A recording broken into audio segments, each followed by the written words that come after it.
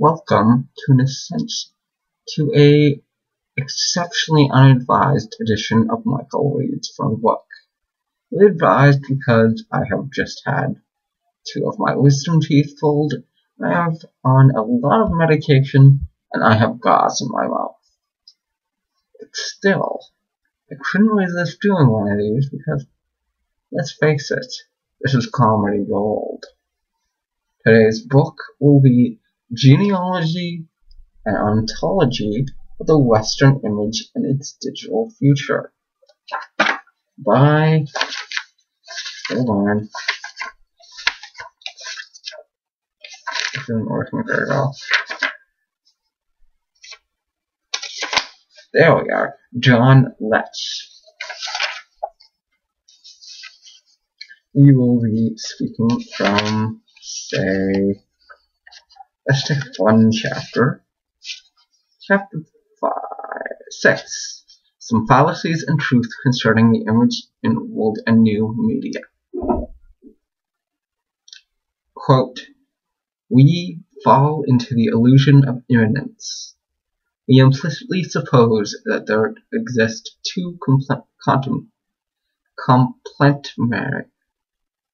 complementary worlds, one of things and of images, and at each time one is obscured over the other, is thereby illuminated. This is putting images on the same plane as things, giving both the same type of existence. Introduction. The aim of this chapter is to demonstrate the relevant aspects of Jean-Paul Sartre's notion of the image for understanding the image in a range of fields, including the digital, the field of new media. In addressing Sartre's approach, I begin with a naive question. What is an image? And I give an equally naive answer. An image can be a picture, whether pictographic, photogenic, painterly, cinematographic, televisual, videographic, etc. It can be a family photo or a photo of celebrities in magazines, advertising images, reproductions of artworks, either in both books or framed and captured by moving pictures on a screen. All of these would be examples of images. In these moving examples, something that is an object appears, even to the point where the image becomes an object. On this basis, someone could well say, the box is just stuffed with images, and it would be impossible to prove the existence of these images by looking into the box in question, the result being that the images become visible. But is a box stuffed with images similar or different than one stuffed with marbles? Surely it is different. One box is of pictures, the other of objects. So it is conceded that a picture is not just an object, but a depiction. And this depiction is separate from the physical object, book, screen, frame, canvas, that is its vehicle. Although I have not yet said what an image essentially is, it is enough to indicate that the relevance of turning to Sartre, who distinguishes an image from a thing with the aim of showing that an image is not a thing. Plato, too, we have seen, famously offered an answer to the question of the image in terms of icon and eidos. As icon, the image is a copy of the eidos, or true reality. On first impression, the image for Sartre would seem to be closer to Plato's icon, but an eidolon or semicolon can also be an image in the Sartrean sense, and as such is not a thing, even if it ultimately refers only to itself. Its transparency is assured, otherwise it could not be the false claimant that it often is. I shall return to this. The section before Sartre, Heidegger and the Image Postcard. During his summer semester lectures of 1925, that is, a decade and a half before Sartre's Imaginaire, Heidegger pointed out that a picture, image, is not a thing, so that when one looks at a postcard of the Weidenhauser Bridge, the philosopher says, quote, what is now bodily given is the postcard itself.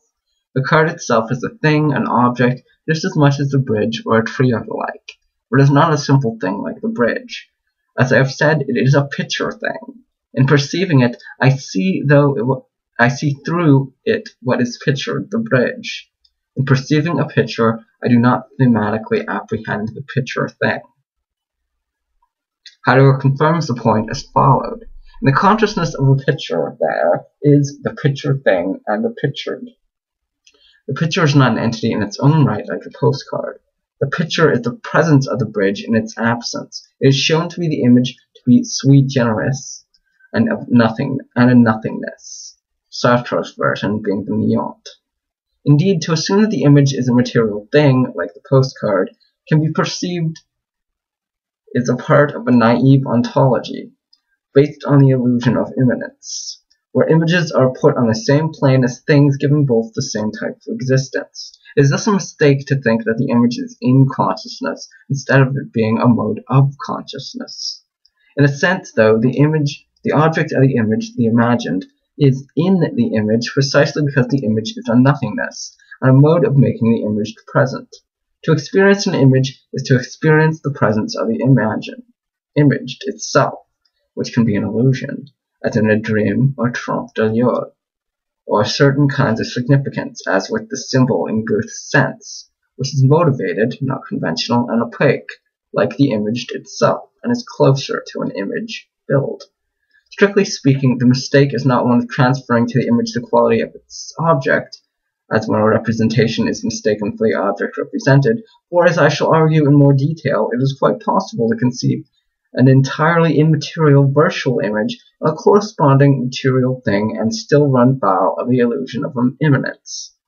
For these issues centers more on the error of constituting two worlds, one of the imaged and one of the image, than it does of attributing a materiality to the image. To assume that an image is a thing is to assume that it has a separate identity apart from what is imagined, whereas the essential tenet of Sartre's illusion of immanence. That concludes this ill-advised session of Michael Reads from a Book. I will see you next time.